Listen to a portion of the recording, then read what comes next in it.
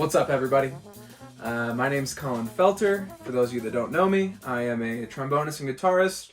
I'm currently pursuing my Master's of Music in Jazz Studies at the University of Denver with the man, the myth, the legend, Steve Wiest. And he's about to retire, and for his last lesson ever, he wanted me to try and tackle this Dave Hazeltine method. So David Hazeltine, really great pianist, educator, composer. One of his former students, Ben Markley, put together this book of the Hazeltine method. So I'm going to dive through that, kind of tell you what it is, the process, and show you the end result in this video. So thanks for watching. Hope you enjoy.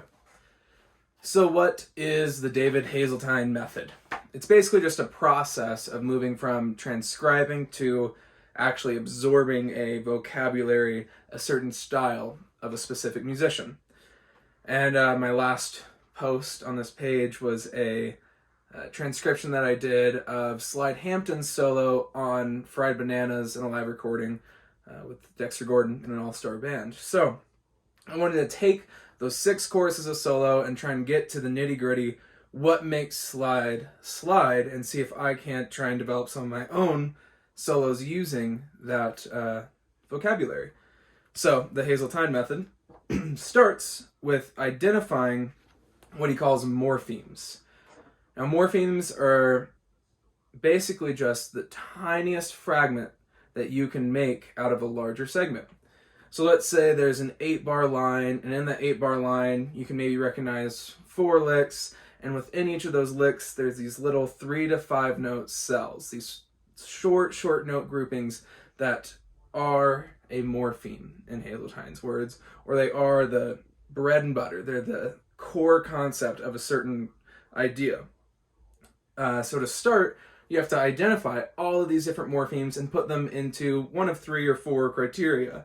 Minor morphemes, major morphemes, and then dominant morphemes, which can be split into altered dominant, whether it's diatonic or uses some chromatic extensions and things. So I'm going to show you first this sort of marked up version of Slide solo on Fried Bananas with all my red markings, circling these different morphemes, labeling them as what they are, and then you'll also notice these arrows around it. And that's defining the general direction of the line. You don't want an entire solo to be ascending or descending. You want to have variety, so you want to be able to mark what the general shapes are to vary it when you go to making the etudes that Hazeltine wants us to do. So here's that.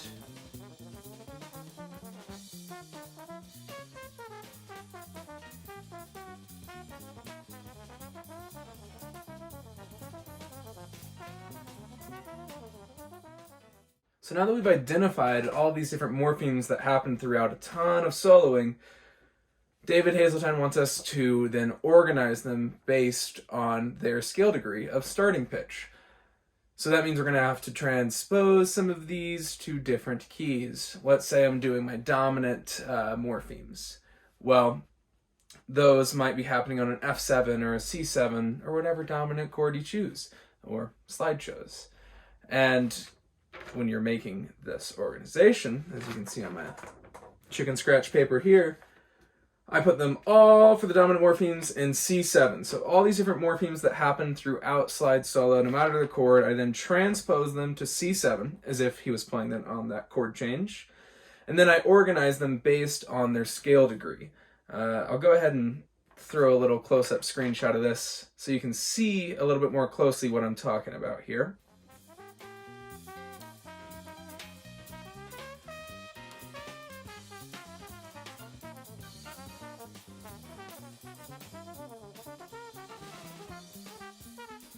You might also notice that there's not really any rhythmic variation in the morphemes. And obviously rhythm is a huge part of a soloist style, but at this point in the morpheme identification and organization process, we just want 8th notes. We want to understand melody over harmony at this point. Not dive into all of the options, but get down to a core so that way we can create a foundation for other choices. So after we do that, we need to plug in some morphemes of our choice into different small etudes. So Hazeltine wants us to create a major, minor, and dominant etude, where it's just a string of 8th notes that can repeat over and over and over. You can take it through the keys, So up next I'm going to show you the 3 different etudes that I wrote, still in my chicken scratch, of the morphemes from Slide Hampton in a solo and fried bananas, and how I put those together in just a string of eighth notes to get a major sound that sounds like Slide's playing. Now, another thing to note here on this etude is that Slide would have specific ways to connect his ideas together. A morpheme isn't a full lick, it's a core concept. And so it's up to me then, when writing these etudes, to figure out the best connective tissue, the thing that is most slide-like. And that's a challenge. I went through a lot of variations with this, and it's an ongoing process. I'll probably come back to this later in life and think, nah, Slide would never play that. Those 2 notes to connect these 2 ideas. But that's the concept. You want to get the morphemes connective through your own connective tissue that's inspired by Slide's playing, or whoever you're transcribing in that case. So here are the 3 different etudes.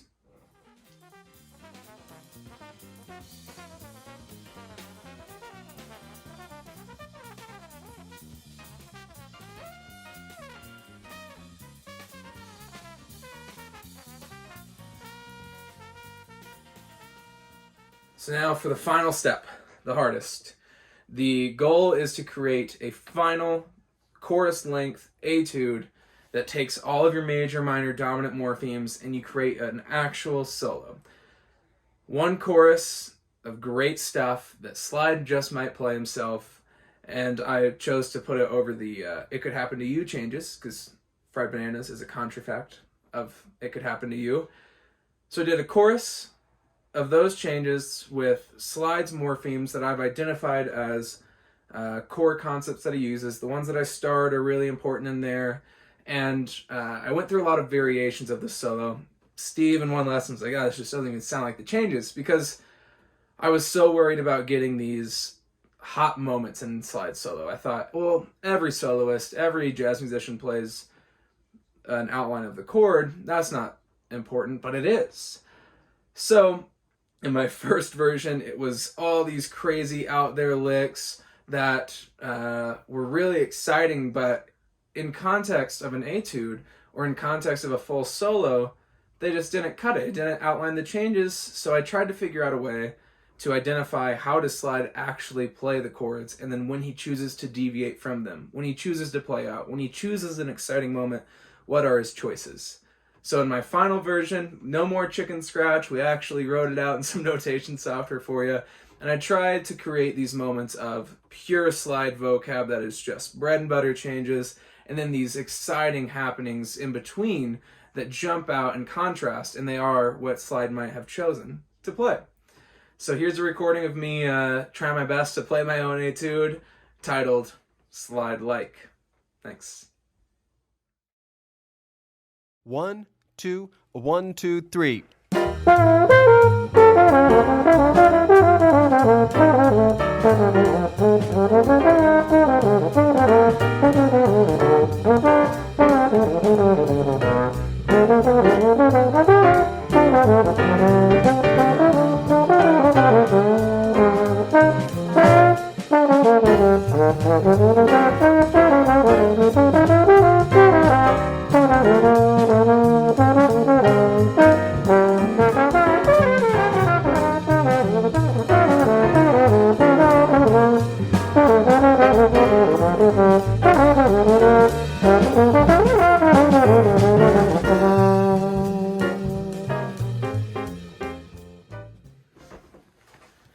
And there you have it, my final Slidelike David Hazeltine method etude. Starting from the beginning of this book with the morphemes, going through the etudes, the connective tissue, all the way to a final chorus length Slide Hampton inspired etude through the David Hazeltine method. So pick up a copy of that book if you want to try it out.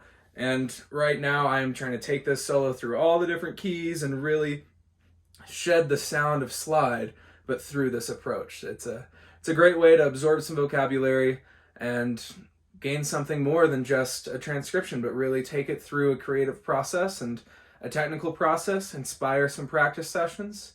If you have any questions about this, feel free to reach out. If Ben Markley or anyone who's really into this notices any mistakes, I'm glad to hear them. Hit me with your critiques, but thanks for watching. I hope you enjoyed. I hope you enjoyed the etude, and keep playing. Thanks, guys.